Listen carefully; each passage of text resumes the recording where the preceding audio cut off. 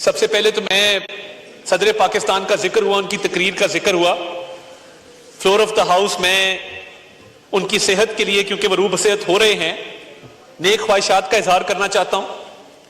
اللہ تعالیٰ ان کو جلد جو ہے وہ صحت یابی سے ہمکنار کرے۔ وزیر اعظم پاکستان کی بھی ان سے فون پر بات ہوئی اور انہوں نے مزاج پرسی کی، تو یہ بڑا ضروری ہے کہ he is the head of the federation, تو یہ پیغام فلور آف دا ہاؤس سے جائے، میں اس کو اپنی ذمہ داری سمجھتا ہوں۔ جناب اسپیکر، یہ جو وفاق کی مضبوطی ہے، اکائیاں مضبوط ہوں گی تو وفاق مضبوط ہوگا۔ اس ہاؤس میں موجود پولیٹیکل پارٹی جس سائڈ پہ بیٹھی ہیں، پچھلی کئی دہائیوں میں جمہوریت کے استحکام کے لیے، وفاق کی مضبوطی کے لیے کردار بھی ادا کیا گیا ہے اور بے شمار قربانیاں بھی دی گئی ہیں۔ یہاں بڑی بات ہوتی ہے، تنقید بھی ہوتی ہے، مگر جو قربانیاں سیاسی رہنماؤں نے دی ہے، سیاسی پارٹیوں نے دی ہے، وہ اپنی مثال آپ ہیں اور ہم ایک جمہوری پروسیس کا حصہ ہیں۔ ہماری جماعت ایک جمہوری جماعت ہے اور میں فلور آف دا ہاؤس کی بات کرنا چاہتا ہوں کہ ہم کسی چیز کو بلڈوز کرنے میں بلیو نہیں کرتے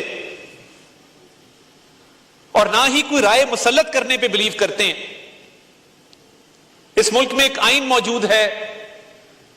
اس آئین کے تحت ایک نظام موجود ہے،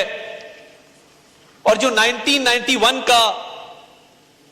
پانی کی تقسیم کا ایکارڈ ہے، جس کو واٹر اپورشنمنٹ ایکارڈ کہتے ہیں، اس پر تمام صوبوں کے دستخط موجود ہیں۔ اس ایکارڈ کے نتیجے میں جو میاں نواز شریف کی حکومت میں معرض وجود میں آیا، اسی پارلیمان نے ایک ایکٹ آف پارلیمنٹ منظور کیا جس کو ارسا ایکٹ کہتے ہیں 1992۔ اس ایکٹ کے تحت پانی کی منصفانہ تقسیم کے حوالے سے ایک نظام وضع کیا گیا، اور جب آئین موجود، قانون موجود، ایک نظام موجود اور ایک اتھارٹی کا قیام عمل میں لایا گیا جسے انڈس ریور سسٹم اتھارٹی کہتے ہیں، اس کے تحت رولز بھی موجود ہیں۔ تو جناب اسپیکر، ہم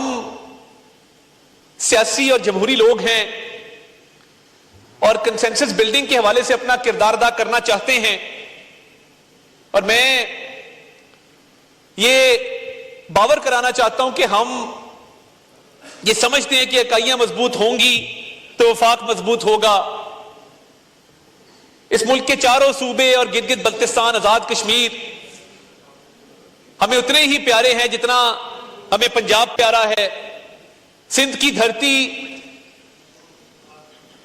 اولیاء اکرام کی دھرتی ہے، اس سے ہمیں جو لگاؤ ہے وہ ہمارے لیے ایک مقدس حیثیت رکھتی ہے۔ اور میرے آنریبل ممبر سندھ سے موجود ہیں، تو میں یہ سمجھتا ہوں کہ یہ ایک ٹیکنیکل ایشو بھی ہے، اور ٹیکنیکل ایشو کا ہمیشہ حل جو ہے وہ ٹیکنیکل نکلا کرتا ہے، تو کوشش ہوگی کہ اس پہ بلڈوز نہ کیا جائے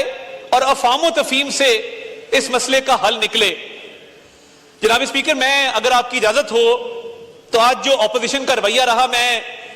بہت مختصر اس پہ سما خراشی کرنا چاہوں گا، صرف 2 منٹ اگر آپ عطا فرما دیں۔ میں اس ایشو کو آپ نے بتا دیا اس پہ میں وائنڈ اپ کر دیا جی، کہ بغیر مشاورت کیے ہوئے جی میں نے یہی عرض کیا کہ اس پہ کنسنسس بلڈنگ، ہم جمہوری لوگ ہیں، کنسنسس بلڈنگ کے ساتھ، اور کوئی بلڈوز کرنے میں ہم بلیو نہیں کرتے ہیں، تو ایک جمہوری پروسیس کے تحت جو ہے اس کو افہام و تفہیم سے حل کرنے کی ہماری کوشش ہے۔ تو میں جناب اسپیکر ایک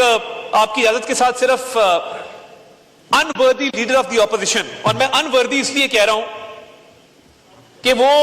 انہوں نے اپنے کانڈکٹ سے ثابت کیا ہے کہ he is unworthy of being leader of opposition۔ آپ کی فراخ دلی کا، آپ کی غیر جانبداری کا ناجائز فائدہ اٹھانے کی کوشش کی، اور آج جو الفاظ استعمال کیے گئے، میں سمجھتا ہوں کہ ہم اس کی بھرپور مذمت کرتے ہیں کہ جس طرح کے الفاظ